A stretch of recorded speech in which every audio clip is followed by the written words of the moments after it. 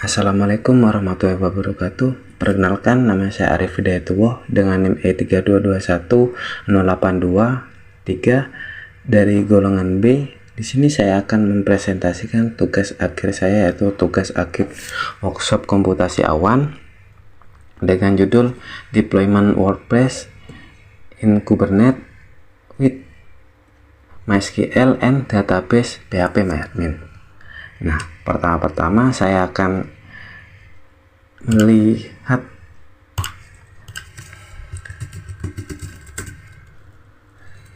melihat spots apa aja yang saya create dalam tugas akhir ini, atau direktori-direktori apakah yang saya create dalam tugas akhir ini. Direktori pertama yaitu direktori MySQL. Nah, direktori MySQL ini berfungsi untuk menjalankan database WordPress dan PHP-MyAdmin, dan juga sebagai server yang akan mengelola akses, penyimpanan, dan pemrosesan data untuk kedua aplikasi tersebut, yaitu aplikasi PHP-MyAdmin dan aplikasi WordPress. Nah, direktori MySQL ini saya meng-create di dalam direktori MySQL ini saya meng-create beberapa file. Yang pertama, ini adalah file-file yang saya create dalam tugas akhir ini. Yang pertama adalah MySQL deployment. Apa sih fungsi MySQL deployment ini? Fungsi MySQL deployment ini adalah untuk menerapkan deploy di dalam cluster Kubernetes untuk menjalankan aplikasi MySQL. Yang kedua adalah MySQL PV. MySQL PV ini adalah untuk menerapkan persistent volume dan persistent volume claim di dalam cluster Kubernetes. Yang ketiga adalah MySQL Service. MySQL Service berfungsi untuk menerapkan service di dalam cluster Kubernetes untuk mengekspos aplikasi MySQL. Nah, selanjutnya ada direktori PHP-MyAdmin. Apa sih fungsi dari direktori PHP-MyAdmin ini? Fungsi dari direktori PHP-MyAdmin ini saya untuk sebagai lokasi untuk menyimpan file-file terkait dengan instalasi dan konfigurasi PHP-MyAdmin. Nah, di dalam direktori PHP-MyAdmin ini saya meng-create dua file. Yang pertama adalah PHP-MyAdmin deployment dan PHP-MyAdmin Service.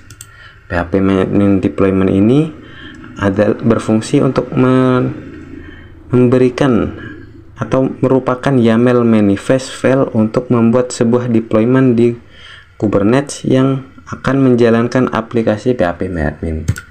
Dan kedua adalah PHP-MyAdmin Service. PHP-MyAdmin Service ini untuk menerapkan service di dalam cluster Kubernetes untuk mengekspos aplikasi PHP-MyAdmin.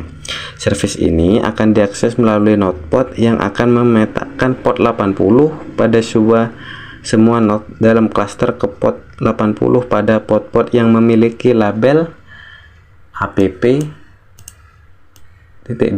PHP-MyAdmin port 80. Dan selanjutnya adalah direktori WordPress. Nah, fungsi dari direktori WordPress ini pada umumnya berfungsi sebagai tempat untuk menyimpan file-file terkait dengan instalasi, seperti instalasi, konfigurasi, tema, dan plugin WordPress tersebut. Nah, dalam direktori WordPress ini saya juga meng-create beberapa file.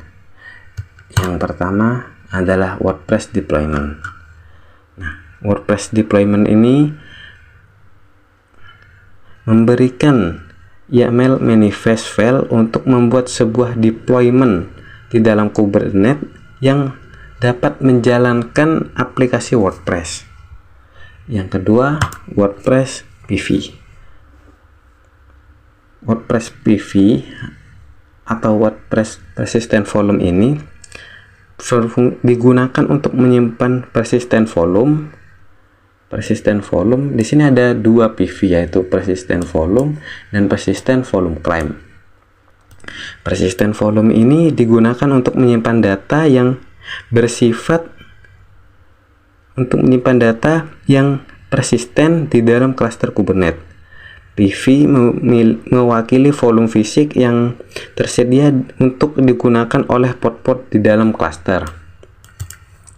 Nah, untuk persisten volume claim ini di dalam klaster Kubernetes berfungsi di dalam klaster Kubernetes untuk menyediakan penyimpanan persisten yang dapat digunakan oleh aplikasi WordPress yang berjalan di pod-pod di dalam klaster.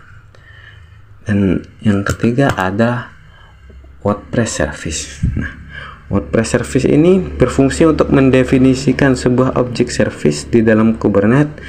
Service adalah sebuah abstraksi yang digunakan untuk mengakses aplikasi yang berjalan di dalam klaster Kubernetes. Nah, dengan menggunakan kode ini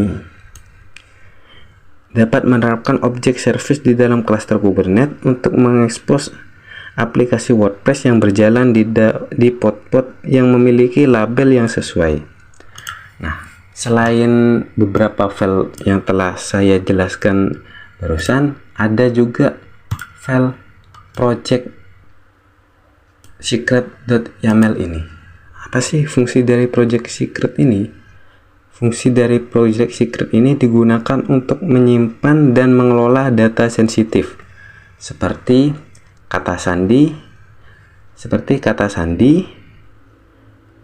token atau informasi rahasia lainnya yang digunakan oleh aplikasi di dalam klaster Kubernetes.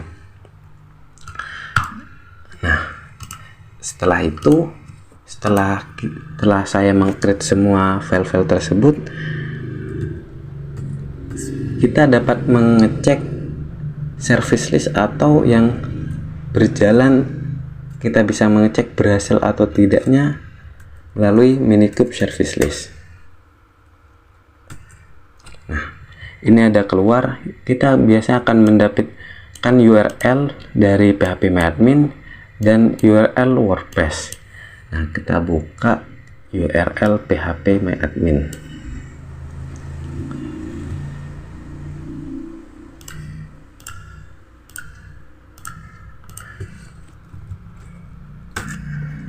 Ini adalah tampilan awal phpMyAdmin. Kita masukkan dengan kata sandi yang telah kita buat sebelumnya. Kita login, dan ini adalah tampilan database phpMyAdmin. Untuk selanjutnya saya akan masuk ke URL WordPress.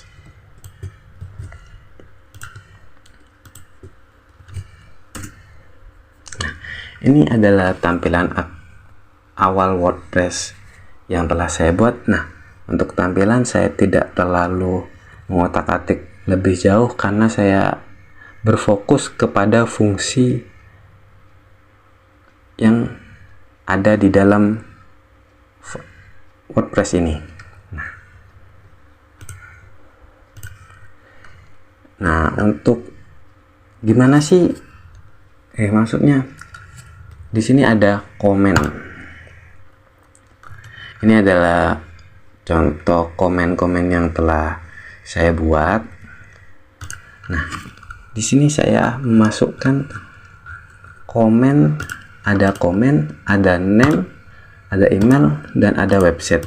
Bila terdapat website, kita bisa masukkan website. Nah, setelah misal kita semua mengisi komen semua ini, komen tersebut akan masuk ke dalam WordPress komen.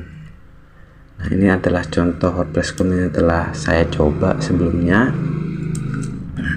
Tanpa basa-basi, kita langsung mencoba komen tersebut. Kita coba mengisi komennya TA, tugas kita isi tugas akhir workshop komputasi awan. Komen saya kasih nama Arif, dan ini saya kasih email saya, dan ini saya kasih website sembarang. Nah, kita klik post comment.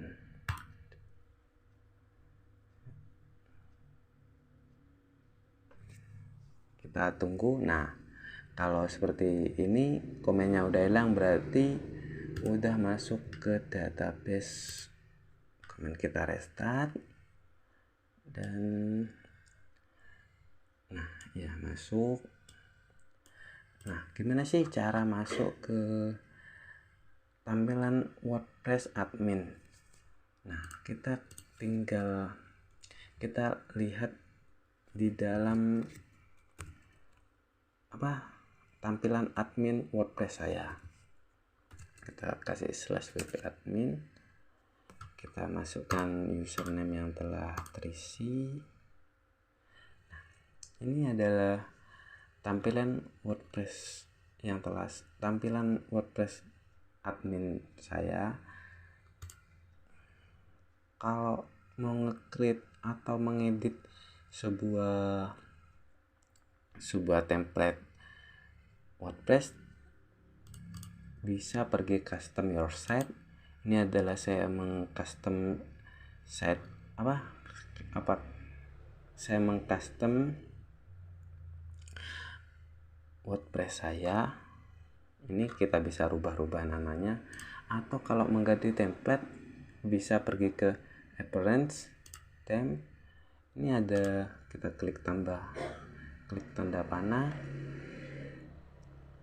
Di sini ada beberapa tampilan template, bisa memilih sesuai yang dibutuhkan atau yang disukai.